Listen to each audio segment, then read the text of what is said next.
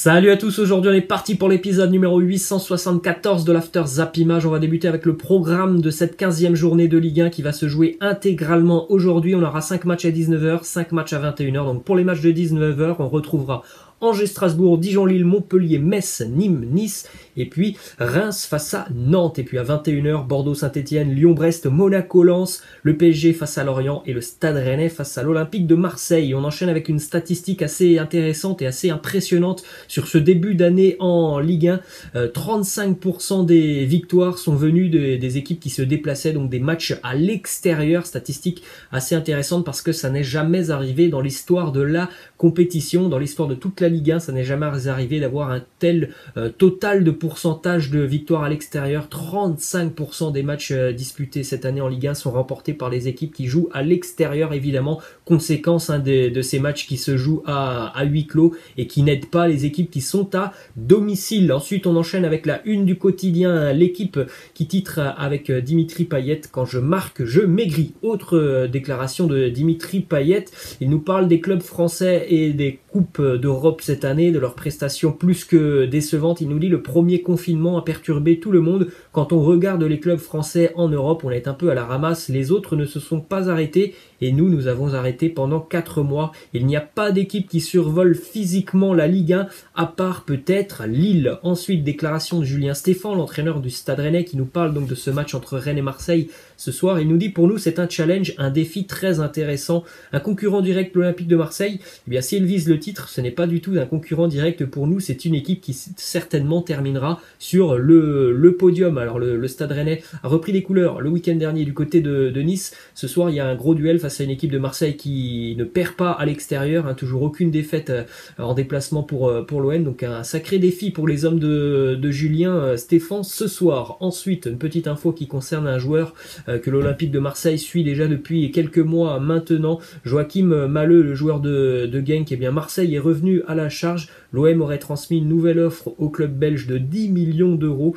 Cependant, Marseille n'est pas seul sur ce dossier. L'Olympique Lyonnais est arrivé dans le dossier, ainsi que l'Atalanta Bergame. On enchaîne avec cette info qui concerne la famille de Thiago Mendes, le milieu de terrain lyonnais, qui a subi depuis quelques jours et depuis ce match face au Paris Saint-Germain de nombreuses menaces sur les réseaux sociaux. Eh bien, il a annoncé que toutes ces menaces seront transmises à la police. Une suite judiciaire pourrait être envisagée. On a aussi la femme de Thiago Mendes qui a fait une petite capture d'écran sur son compte Instagram où elle annonce que tous les messages et tous les audios qu'elle reçoit avec des menaces contre elle et évidemment sa famille seront envoyés à la police. Regardez par exemple le genre de message qu'elle a pu recevoir: si quelque chose arrive à Neymar, vous en paierez de votre vie, vous et votre famille, un par un. Donc c'est quand même assez dramatique de voir ce genre de choses. Déclaration de Rudy Garcia qui répond à un journaliste qui lui demande ce qu'il pense justement de ces menaces reçues par son joueur Thiago Mendes. Rudy Garcia qui nous dit: les menaces reçues par Thiago ne devraient pas exister. Ce ne sont plus les réseaux sociaux mais les réseaux des cas sociaux. Ensuite, on a cette info qui concerne le Paris Saint-Germain et c'est plutôt une très bonne nouvelle en ce qui concerne cette blessure de Neymar. L'annonce de Thomas Tuchel qui nous dit: ce n'est pas une blessure trop sérieuse pour Neymar, il aura de nouveaux examens dès aujourd'hui. Je ne peux pas dire qu'il jouera face à Lille ce week-end, mais je ne peux pas dire non plus que c'est complètement impossible. Il y a un espoir, mais aucune certitude. Donc on est passé dimanche soir d'une éventuelle blessure de 2 ou 3 mois de Neymar à un Neymar qui pourrait revenir en l'espace d'une semaine pour ce gros duel face à Lille ce week-end. C'est quand même assez surprenant. On l'a vu se tordre de douleur, on l'a vu sortir sur civière, pour qu'au final, ça soit une simple entorse pour Neymar et qu'il puisse peut-être même être présent pour ce gros duel en Ligue 1 ce week-end. Ensuite, on a une déclaration de Memphis du côté de Lyon. Il nous dit: si je commence à réfléchir au futur, je vais me déconcentrer et perdre mes priorités de vue. Pour l'instant, je pense à 100% à Lyon. Pour le futur, on verra. Donc, il reste encore une fois très évasif sur son avenir. Déclaration de Ronald Koeman qui nous parle du Paris Saint-Germain, du tirage au sort en Ligue des Champions. Il nous dit: ils n'ont pas non plus une trajectoire comme les années précédentes. Ils ont eux aussi des hauts et des bas. Espérons que nous serons mieux que maintenant. On en a parlé pour le moment. Les deux équipes ont vraiment des périodes d'irrégularité assez fortes depuis le début d'année, que ce soit le PSG ou le Barça. Donc c'est un match très très ouvert qui nous attendra donc dans un petit peu plus de 2 mois. Maintenant, ensuite direction Madrid avec la bonne opération pour le Real Madrid qui recolle à la tête en Liga. Le Real s'impose face à Bilbao 3-1 grâce à grâce encore une fois à un très très grand Karim Benzema, auteur d'un doublé, et puis encore une fois extrêmement important dans le jeu du Real Madrid lorsqu'il décroche, lorsqu'il vient combiner, lorsqu'il fait ses appels dans le dos de la défense, dans les espaces aussi laissés par la défense. C'est un joueur de très très grande classe, Karim Benzema, il nous l'a encore montré hier. Bonne opération, le Real revient à 26 points à hauteur de la Real Sociedad et de l'Atlético Madrid. Une petite statistique sur Karim Benzema qui a marqué de la tête hier. L'un de ses buts hier est marqué de la tête. Il en est maintenant à 19 buts marqués de la tête depuis le début d'année 2018-2019. Seul un joueur fait mieux que lui, ce n'est pas n'importe qui, c'est Robert Lewandowski qui marque beaucoup de la tête, ça on le sait.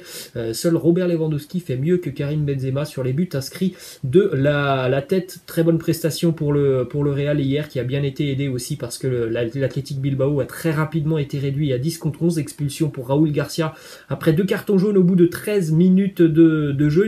Une fin de match assez folle entre le Real et Bilbao, puisqu'à la 92e minute, me semble-t-il, Bilbao a une occasion énorme pour faire 2 partout. Énorme arrêt de Thibaut Courtois avec une manchette assez impressionnante. Sur la contre-attaque, c'est Benzema qui va inscrire le 3e but et sceller la fin de ce match. Donc le Real s'est quand même fait peur en seconde mi-temps face à Bilbao, mais l'important est la nouvelle victoire pour les Madrilènes. On enchaîne aussi avec cette statistique pour Raphaël Varane, qui a disputé hier son 200e match en tant que titulaire avec le Real Madrid. C'était donc le 116e joué sous les ordres de Zinedine Zidane. Seul un joueur fait mieux que lui, c'est Karim Benzema, 118 fois où il a été titulaire avec Zinedine Zidane. Donc voilà, Zinedine Zidane qui a souvent donné sa préférence aux Français Benzema et Raphaël Varane. Ensuite, du côté de l'Angleterre, une déclaration de Jürgen Klopp qui nous parle de ce duel ce soir, très joli duel entre Liverpool et Tottenham. Il nous parle donc de ce Tottenham de José Mourinho. Il nous dit ce que fait José avec Tottenham, c'est très impressionnant.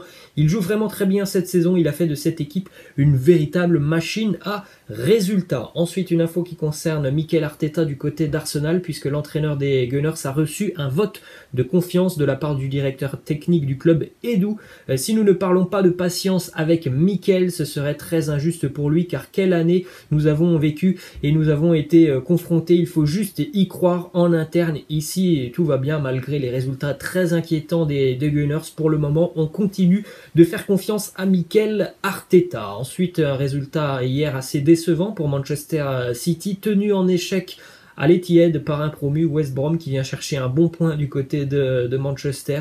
Un partout entre les deux équipes. Autre résultat en Angleterre hier, la 2e défaite consécutive pour les hommes de Frank Lampard. Chelsea a été battu à Wolverhampton 2-1. Défaite pour les Blues à la 94e minute.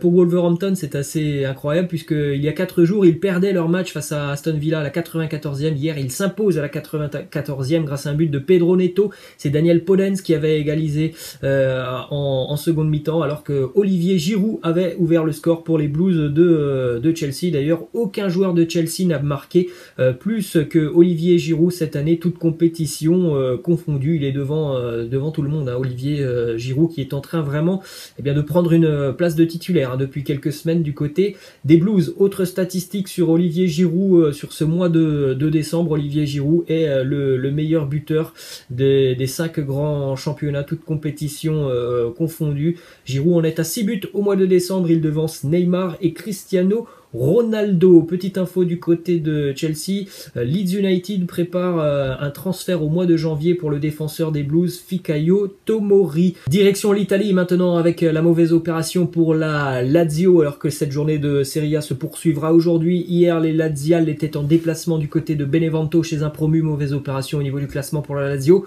Tenu en échec un partout, Ciro Immobile avait pourtant ouvert le score pour la Lazio. Ciattarella a égalisé pour Benevento.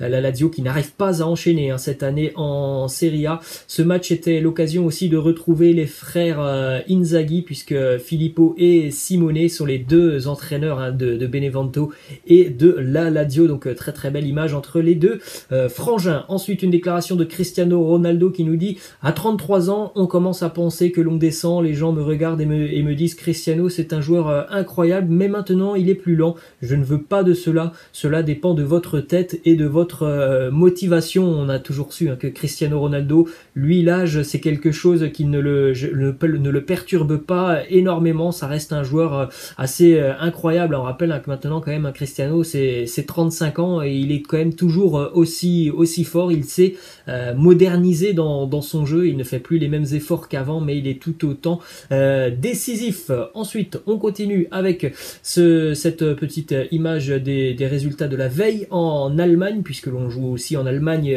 ce soir. On terminera cette 12e journée de Bundesliga ce soir en Allemagne. Donc pour les matchs d'hier, Francfort a été tenu en échec par Gladbach 3-3 et Francfort peut s'en vouloir, puisque à la 91e minute, l'Eintracht menait 3-1 et puis Lars Stindl a inscrit un triplé hier pour le Borussia Mönchengladbach avec une égalisation à la 96e minute. Match nul décevant entre le Hertha Berlin et Mayence 0-0. La victoire du Borussia Dortmund 2-1 du côté de Brême dans un match assez poussif. Mais on rappelle, Lucien Favre n'était plus sur le banc de touche, donc c'est les débuts d'une nouvelle ère du côté de Dortmund. Les buteurs Marco Reus sur ce match. Et puis match nul entre Stuttgart et l'Union de Berlin, 2-2. Deux équipes très surprenantes depuis ce début d'année qui nous ont encore offert un très beau match. L'Union peut s'en vouloir parce que l'Union menait aussi 2-0 jusqu'à la 84e minute avant que Sasa Kalajic inscrivent un doublé et permettent à Stuttgart de prendre un point. À noter que du côté de Dortmund, hier, le jeune Youssoufa Moukoko était titulaire pour la première fois de sa carrière de footballeur, tout simplement en Bundesliga. Déclaration de Erling Haaland qui nous parle de son avenir. Il nous dit: je suis très heureux du côté de Dortmund. Mon rêve, ce serait de gagner le Ballon d'Or et la Champions League. Autre info du côté de l'Allemagne, cette fois-ci c'est à Berlin, du côté du Hertha Berlin. Le Hertha est très satisfait de Matteo Guendouzi et le club allemand devrait dans les prochaines semaines commencer des négociations avec Arsenal pour conserver le Français à l'issue de son prêt. Autre info en Allemagne, cette fois-ci du côté de Munich, le Bayern Munich qui est en pôle dans le dossier d'Ayot Upamecano. Cependant, le club bavarois ne fera pas de folie en cette période de Covid-19. Donc on verra quelles seront les attentes du RB Leipzig par rapport à Dayot Upamecano, qui est un joueur quand même très coté. Donc ça risque d'être cher. On verra si le Bayern acceptera ces demandes du RB Leipzig. Et on va terminer, les amis, avec une déclaration de Sir Alex Ferguson qui nous parle de la seule équipe qui l'a impressionné au cours de sa longue et riche carrière du côté de Manchester. Il nous dit: la seule équipe qui m'a le plus impressionné reste le Barça que nous avons affronté à Wembley en 2011 en Ligue des Champions. Lors de cette finale, ils étaient tout simplement injouables. Voilà les amis, c'est la fin de cet After Zap Image. J'espère que ça vous a plu. Je vous laisse et je vous dis à la prochaine. Ciao.